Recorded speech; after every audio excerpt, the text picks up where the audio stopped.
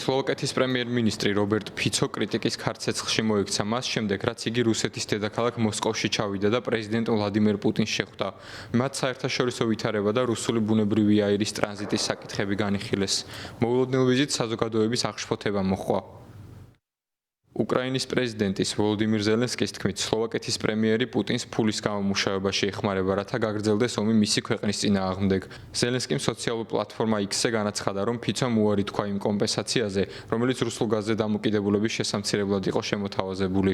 უკრაინის ლიდერმა ასევე აღნიშნა, რომ ფიცოს უარი იმის მანიშნებელია, რომ მას პირადი ინტერესი აქვს რუსულ ბუნებრივ აირთან დაკავშირებით. ეს კი თავისთავად აჩენს კითხვებს, ხომ არ არის იგი კრემლის მიერ მოსყიდული.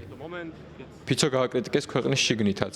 კერძოდ სლოვაკეთის ყველაზე დიდი ოპოზიციური პარტიის ლიდერმა მიხალ შიმეჩკამ, რომელიც სათავეში უდგას სლოვაკეთის პროგრესულ პარტიას, თავის პოლიტიკურ მეტოქეს ქვეყნის სირცხვილი უწოდა. მისი თქმით, სლოვაკეთის ლიდერი საკუთარი მიზნების გამო მუდმივად ქვეყანას ევროპას აშორებს.